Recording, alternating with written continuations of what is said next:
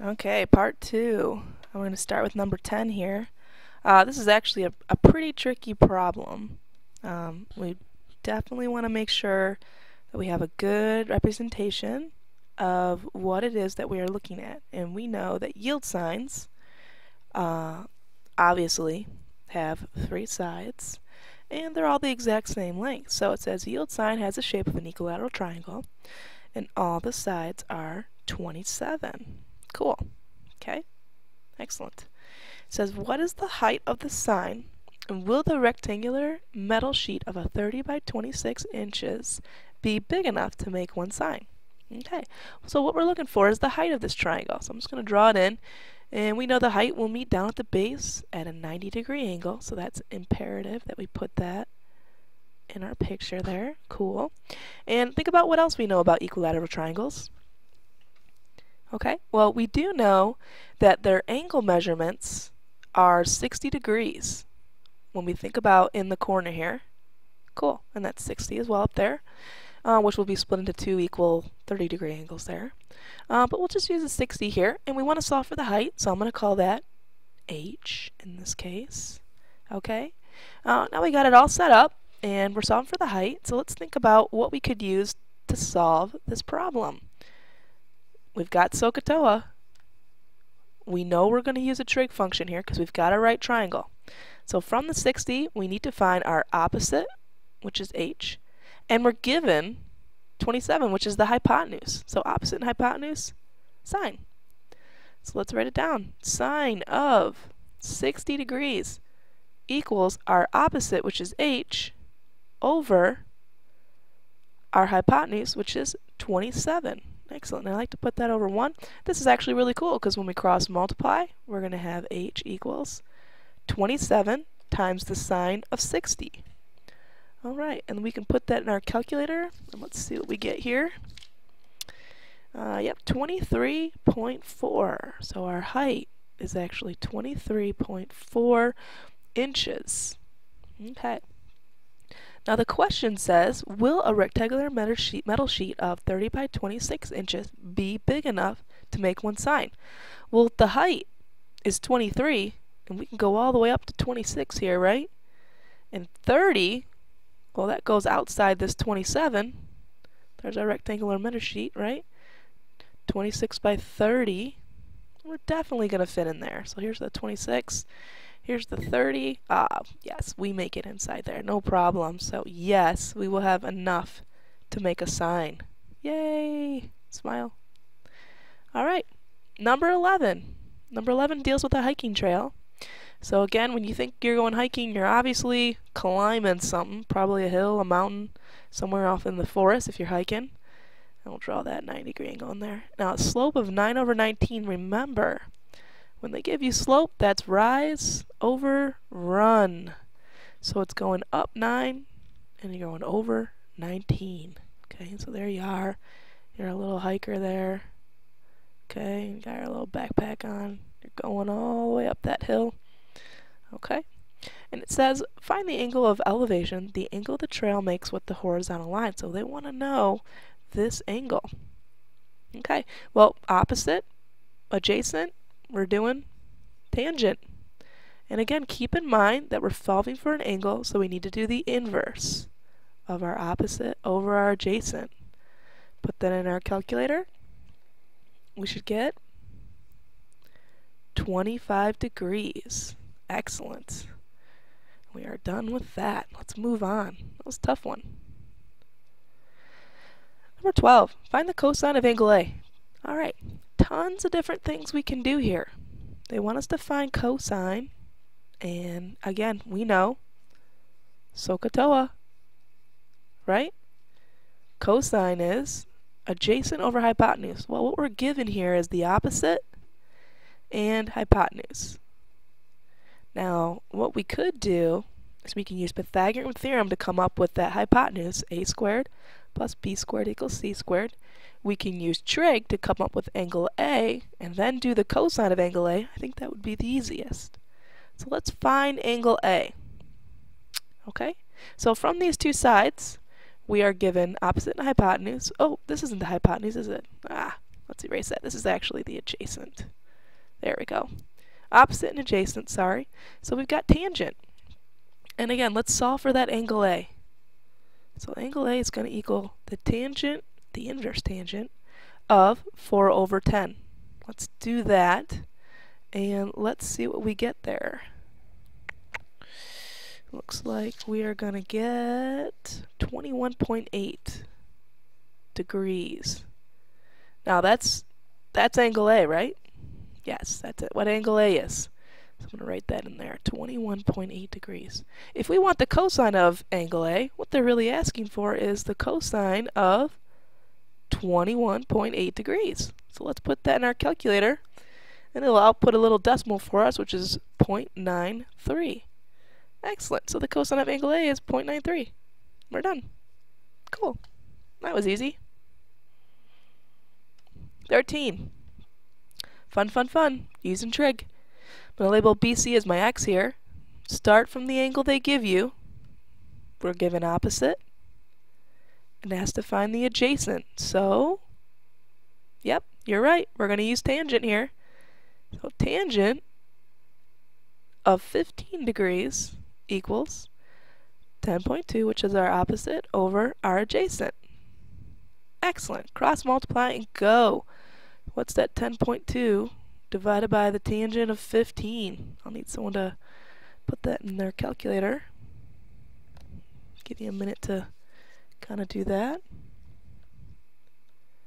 Alright, and we're going to round to the nearest hundred, so 38.07. And there's our length for BC. 38.07. Wasn't so bad. Draw a line here. Okay, we'll do this next problem in green so we can keep it separated. QR, we'll call that X. Start from the angle they give you. That is your opposite side. And this is your hypotenuse. Cool. Opposite hypotenuse, sine. So let's do sine of 63, put it over 1, equals your opposite, which is x, over 12.9. Alright, cool. And this one, easy cross multiplying here. We get x equals 12.9 times the sine of 63. Put that in your calculator. 11.49. So it looks like QR is going to be 11.49. That was easy. Love those. Alright, moving on. 15. Okay, here we go. Again, start from the angle they give you. We're asked to find FX, or FD, sorry, so we'll call that X. So from the angle, this is our opposite, which we don't need. Here's our adjacent and hypotenuse. Trig function with adjacent hypotenuse. Cosine. So the cosine of 39 equals our opposite, no, cosine, adjacent. Adjacent over hypotenuse, x. Good. Cross multiply and go. Get down to 20 over the cosine of 39. Can someone tell me what that is in a calculator? Oh, we're still rounding to the nearest hundredth. 25.74. So it looks like our hypotenuse is 25.74. Now, does that seem like a reasonable answer? Yeah, the hypotenuse has to be the longest side, and it's bigger than 20, so we're good. Okay, let's go to our next one here. To find EF, call that X. Again, start from the angle they give you. They give you 14, which is the opposite, and they're asking you to solve for the adjacent side. Yep, tangent. Tangent of 58, always start with the angle they give you, equals your opposite, which is 14, over x, your adjacent. When you cross multiply, you end up 14 over the tangent of 58. Let's put that in our calculator, and let's see what we get here. 8.75, and so that is our length for EF. Perfect. All right. And that is trig. Gotta know SOHCAHTOA. Gotta have that memorized. Number 17. Find the angle measurements. Ooh, let's solve for angle D first. Let's use it as our starting point. So for solving for this angle, let's look at the perspective of this angle, and we're given the opposite and the adjacent. And remember, if you're solving for angle measurements, you're going to use inverse trig. So for angle D, that's going to equal opposite adjacent tangent. So the inverse tangent of 5.3 over 2.1. And what do we get for angle D there? Ah, yes, 68. So if D is 68 degrees, we'll put that in our picture here, we can easily find F, because how many degrees are in a triangle? Yes, 180. And we know D and F have to make 90, so add them up, subtract from 180, 22. Those two add up to 90. There you go. Alright, number 18, same thing. Start with angle A as your perspective. Solve for that one first. We're given the opposite, and this is the adjacent. And again, we're going to use tangent. So the inverse tangent, remember we're solving for angle A here. Inverse tangent of our opposite, which is 10, over our adjacent 7. Let's see what we get here for angle A. 55 degrees. So angle A is 55. And again, put that in your picture. 55 plus 90, subtract from 180. We're going to get 35 for angle B. Alright, and those two will add up to 90 as well. Any questions on that? Good. Alright, 19. Moving right along. Mia is flying a plane. Okay, so let's make this picture here. Okay, and she's flying a plane. The plane's up here. And it's at an altitude, so that means its height is 14,000. She sights a stadium at an angle of depression. So remember, we're going to draw that line of sight there, and the sight down is her depression because she's looking down to 16. What is the horizontal distance to the stadium? This is the stadium. Okay, well, that's 16 degrees. Remember, we've got alternate interior angles here. So this angle is also 16. And from that angle, we got the opposite and adjacent. We are going to use tangent here.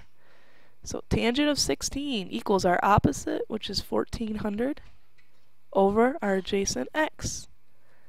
Okay, let's cross multiply 14,000 divided by the tangent of 16. And if we do that, let's see what we get here for our answer. 4,882 feet. We're rounding to the nearest foot. So that's pretty far. Okay, so that's the distance away from the plane to the stadium there, the horizontal. Cool. Alright, next one. Air traffic controller. Cool. Air traffic controller. Those are the people on those little towers. We're going to say he's on the ground, though, in this case. He spots an airplane. So the airplane flying here. And here's the air traffic controller guy. He spots the airplane at an angle of elevation of 41. We'll put 41 there. And the plane is flying at an altitude of 4,000 feet. What is the horizontal distance? Excellent. So again, we start from the angle that we're given, that 41, the opposite and adjacent. So we are going to use tangent. Tangent of 41 will equal our opposite, which is 4,000, over our adjacent, x. Okay, so we're just going to cross multiply here, which we really get 4,000 over the tangent of 41. Let's put that in our calculator, and we're going to get 4,601 feet. Excellent.